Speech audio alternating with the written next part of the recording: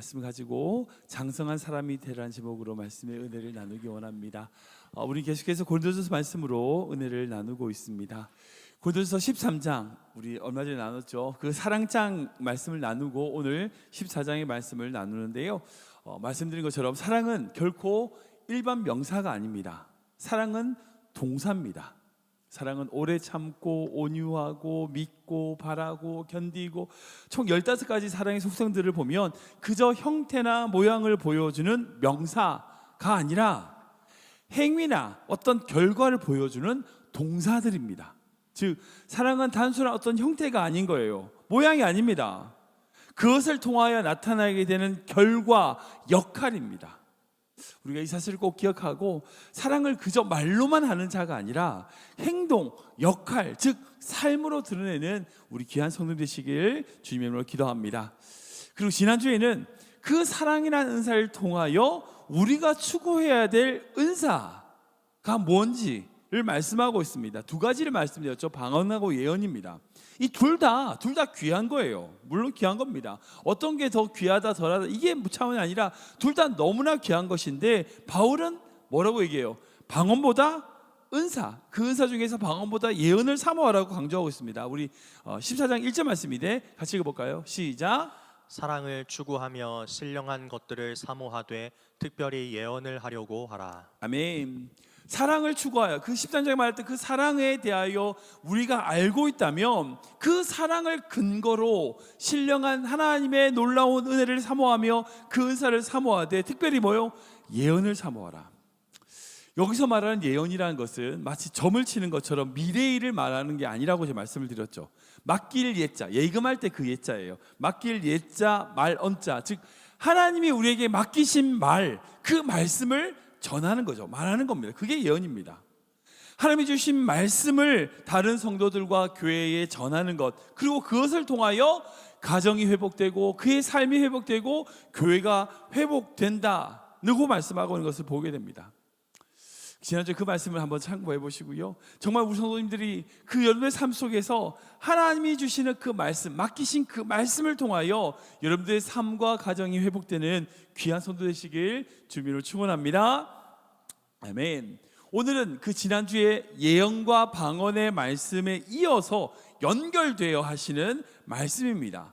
그 예언과 방언의 유익함, 그 유익함을 구체적으로 하시는 말씀이 바로 20장 이후에 등장하는 말씀입니다. 제가 몇 주 전에 어린아이와 같고 어린아이와 같지 않음에 대하여 사랑장에 대해 말씀하면서 말씀드렸던 거 기억나시지 모르겠어요. 오늘은 그 말씀을 좀 구체적으로 이렇게 다시 전하는 것을 볼 수 있습니다. 20말씀 다시 읽어볼까요? 같이 읽겠습니다. 시작. 형제들아, 지혜에는 아이가 되지 말고 악에는 어린아이가 되라. 지혜에는 장성한 사람이 되라. 아멘. 악에는 어린아이가 되고 지혜에는 어린아이가 되지 말라. 여러분 이 말씀이 무슨 말씀일까요? 어떤 의미일까요? 먼저 악에는 어린아이가 되라 라고 말씀하고 있습니다. 이건 뭐요? 순진한 아이처럼 악에 물들지 말라는 말씀이죠. 즉 악한 일을 계획하고 악한 일을 행하는데 어린아이처럼 돼야 된다는 겁니다. 여러분 성도 아시는 것처럼 어린아이가 힘이 있어요? 힘 없죠. 우리 조이가 지금 자고 있는데 조이가 무슨 힘이 있어요? 뭐 무거운 거 들 수 있습니까? 못 들죠. 약합니다. 엄마 없으면 못 사는 존재예요. 그러니까 우리가 악을 생각하고 악을 행하는데 그 행하고 악을 생각하는 것에 있어서 약하고 힘이 없는 어린아이들처럼 그렇게 해야 된다는 거예요. 악에 물들지 말라는 것을 한 걸음 더 나아가 어린아이와 같이 되어라 라고 말씀하는 겁니다. 근데 여기서 그치잖아요. 어떻게 말씀하세요? 지혜에는 어린아이처럼 되지 말라고 얘기합니다. 고린도전서를 쓰였던 그 시대에는 일반적으로 지혜라고 하는 단어는 헬라어로 소피아라는 단어입니다. 여러분들 들어보셨어요? 소피아 많이 이제 사용하는 단어죠. 근데 오늘 본문에서는 그 소피아라는 단어를 사용하지 않고요, 프레신이라고 하는 단어를 사용하고 있습니다. 이 프레신은요 단순하게 지혜라기보다는 판단, 생각, 정신, 깨달음, 이런 어떤 그런 성숙, 이걸 의미합니다. 즉 이 프레신이라는 것은요, 단순한 이성적인 지혜, 판단을 잘하고 하는 그런 지혜가 아니라 어떤 말씀과 어떤 생각을 가지고 깨닫게 되는 판단, 그거 정신, 그걸 지혜라고 얘기하는 거예요. 즉 실천하는 어떤 마음의 자세를 지혜, 여기서 말하는 프레신을 뜻하는 겁니다. 한번 생각해 보세요. 악에는 어린아이 같고 지혜에는 어린아이 같지 말라. 사실 이게 반대되는 개념인데 지혜와 악이 반대되는 개념이 아니잖아요.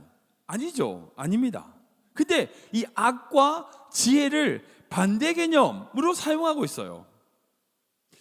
여기서 말하는 이 지혜라는 것이요, 사실은 고린도전서 1장에도 등장합니다. 1장에는요 이 지혜를 두 가지로 나눴어요. 뭐냐면 세상의 지혜와 하나님의 지혜라고 구분을 했습니다. 뭐 여러 절로 구분하지만 21절만 읽어볼까요? 1장 21절입니다. 같이 읽겠습니다. 시작. 하나님의 지혜에 있어서는 이 세상이 자기 지혜로 하나님을 알지 못하므로 하나님께서 전도에 미련한 것으로 믿는 자들을 구원하시기를 기뻐하셨도다. 아멘. 유대인은 표적을 구하고 헬라인은 지혜를 구한다. 그때는 소피아예요. 근데 하나님은 그 지혜가 아니라 세상의 그런 지혜가 아닌 하나님의 지혜로, 그 전도에 미련한 것으로 십자가의 도로 그들에게 믿음을 주시고 구원을 주신다라고 1장에 기록되어 있습니다. 여기서 말하는 두 가지 지혜는요, 세상의 지혜, 즉 세상적으로 보면 뭐라고 하죠? 날렵하고 자기 이익에 밝고 빠르고 움직여가 손해 안 보고 그런 세상이 나름으로 인정하는 그런 지혜가 아니라, 그런 지혜를 세상이 찾지만 이 세상의 지혜가 아닌 하나님의 지혜, 즉 예수님의 십자가, 이거는요 세상적으로 빠르지도 않고요 그래요, 미련해 보여요. 근데 그 세상의 지혜가 아닌 하나님의 지혜, 십자가가 우리에게 구원이 되신다라고 말씀하고 있는 거죠. 근데 오늘 본문에서는 그 지혜에 어떻게 하고요? 어린아이가 되지 말고 장성한 사람이 되어라 라고 말씀하고 있는 겁니다. 여러분, 이 지혜는요 세상의 지혜와 다릅니다. 세상의 지혜보다 하나님의 지혜가 더 탁월하고, 그 세상의 지혜보다 하나님의 지혜를 우리가 붙들어야 된다는 거예요. 여러분, 이게 바로 하나님이 주시는 마음입니다. 근데 이렇게 되면 어떻게 해야 될까요? 하나님이 정말로 중요한 것이 무엇인지 생각해야 돼요. 하나님이 정말 원하시는 것이 무엇이는지, 하나님이 어떤 것을 중요하게 보시는지 바르게 볼 수 있어야 됩니다. 이게 지혜의 시작입니다. 우리가 지혜에 장성한 사람이 되려면 어떻게 해야 될까요? 우리의 지혜이신 예수님을 알아야 돼요. 그분이 어떤 분인지, 그분이 행하신 것이 무엇인지 분명히 알아야 됩니다. 그래야 이 세상의 지혜, 날렵해 보이고 빠릿빠릿하고 이런 지혜가 아니라 미련해 보이지만 하나님의 길이 어떤 길인지 묵묵히 걸어가는 그 하나님의 지혜를 붙드는 자 될 수 있어요. 이를 위해서 주신 말씀이 바로 이 뒤에 이어집니다. 우리 22절 말씀인데 같이 읽어볼까요? 시작. 그러므로 방언은 믿는 자들을 위하지 아니하고 믿지 아니하는 자들을 위하는 표적이나 예언은 믿지 아니하는 자들을 위하지 않고 믿는 자들을 위함이니라. 아멘. 이 말씀이 사실 좀 난해 구절이기도 하고 좀 어려운 본문이에요. 사실 이걸 한국어 우리말로 이해하는 것과 원어를 보는 것은 큰 다른 차이가 있습니다. 그래서 사실 이 말씀을 한국어로만 이해하면 방언은 믿는 자들에게 필요 없고 믿지 않는 자들에게 보여주고, 그러니까 믿지 않는 자들이 방언이 신기하게 하니까 이걸 가지고 예수를 믿게 되는 표적이다라고 해석할 수 있습니다. 근데 이건 한국어로 이해하는 거예요. 이 말은요 은유적인 표현입니다. 좀 역설적인 표현이에요. 여기서 위한다라고 하는 단어가 이제 영어로 for라 있는 영어로 for인데 원어로는 tois란 접속어입니다. 근데 이 tois라고 하는 원어는요 무엇을 위하다는 뜻도 있지만 뭐뭐에게라는 뜻도 있어요. 영어의 for도 비슷한 거죠. 예를 들어서 이제 I will go for Cleveland 하면 나는 클리브랜드 쪽으로 간다는 뜻이죠. 내가 클리브랜드를 위해서 간다는 게 아니잖아요. 그러니까 클리브랜드로 간다는 뜻인데, 클리브랜드 방향성을 가지는 조사가 for가 뭐뭐 위하여도 있지만 뭐뭐에게라는 의미도 있습니다. 이 오늘 본문에 나오는 이 토이스라고 하는 헬라어도 마찬가지예요. 그러니까 오늘 본문을 정확하게 표현하면 방언은 믿음이 없는 자들을 믿음으로 있는 자들로 이렇게 만들 수 있는 표적이 아니라는 거예요. 믿음이 없는 상태 그대로 내버려둘 수밖에 없다는 거예요. 근데 반해서 예언은 믿음이 없는 자들에게 믿음이 있는 상태로 나오게 할 수 있다는 겁니다. 이렇게 해석할 수 있는 거예요. 이 해석이 맞는 이유가 뭐냐면 그 다음 절에 바로 이렇게 정확하게 표현되어 있습니다. 우리 23절 말씀 볼까요? 같이 읽겠습니다. 시작. 그러므로 온 교회가 함께 모여 다 방언으로 말하면 알지 못하는 자들이나 믿지 아니하는 자들이 들어와서 너희를 미쳤다 하지 아니하겠느냐. 아멘. 사도 바울이 좀 심하게 표현하죠. 미쳤다. 뭐 발광이라고 이제 한자로 돼 있는데 이게 뭐 발광처럼 정말 세상 사람들이 보기에 방언으로 계속 기도하고 있으면 그렇게 말하죠. 그러니까 방언이라고 하는 것은 믿지 않는 자들, 세상 사람들 보기에 그 믿지 않는 것을 믿음으로 이끌 수 있는 지혜가 아니라는 거예요. 아니라는 거예요. 그래서 어떻게 해야 되냐면 예언, 즉 하나님이 우리에게 맡기신 말씀을 가지고 바르게 전함으로 믿지 않는 자들을 믿는 자들에게로 믿는 자들로 변화시켜야 된다. 이걸 분별하는 게 하나님의 지혜라는 거예요. 여러분, 당시 고린도 교회가 은사가 없어서 문제였나요? 아니에요. 아닙니다. 은사가 있었어요. 넘쳤습니다. 근데 문제는 뭐예요? 그 넘치는 은사를 가지고 서로 다툼이 생기고 싸우는 거예요. 내 은사가 더 크니 너는 나보다 낮으니. 여러분, 은사가 있으면 뭐예요? 그 은사 가지고 싸우는데.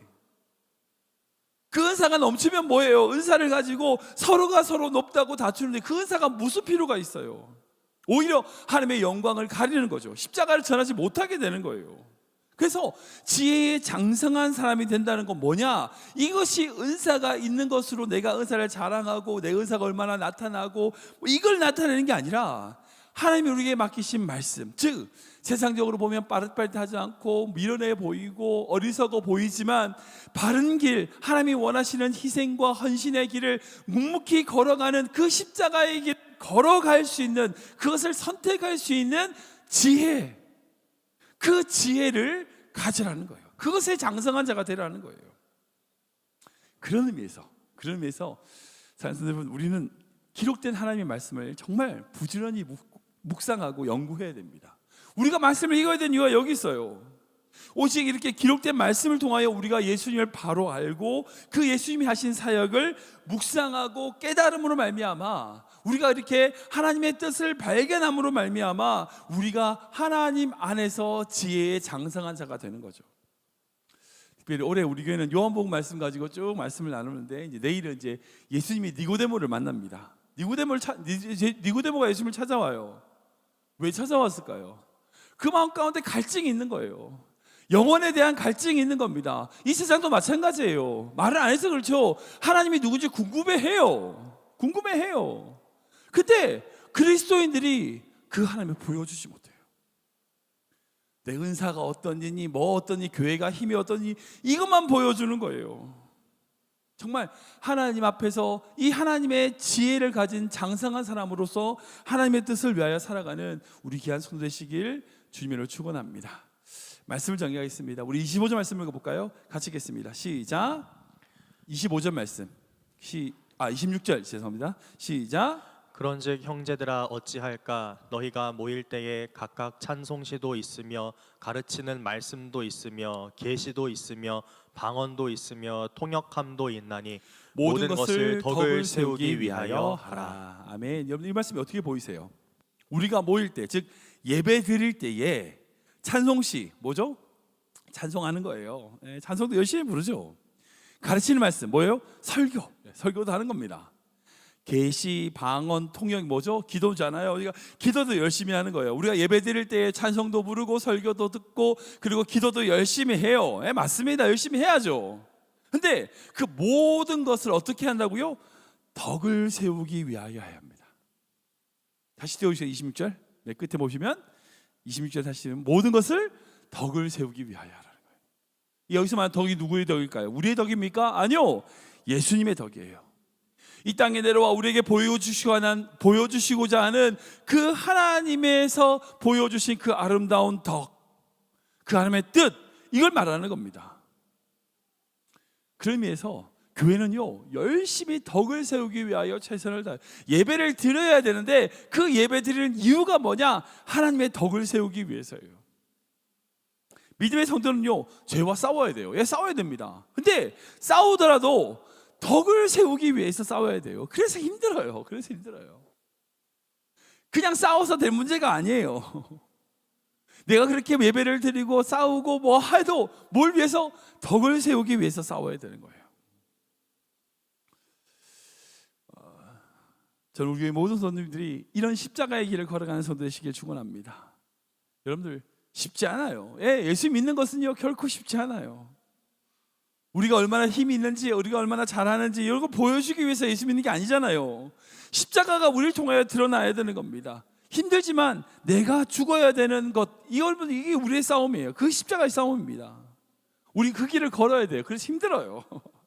그러나 예수님께서 보여주신 그 십자가의 길, 자신을 내어주어 승리하는 그 길을 걸어가는 것이 바로 성도예요. 이게 바로 하나님의 지혜의 장성한 자가 되는 겁니다.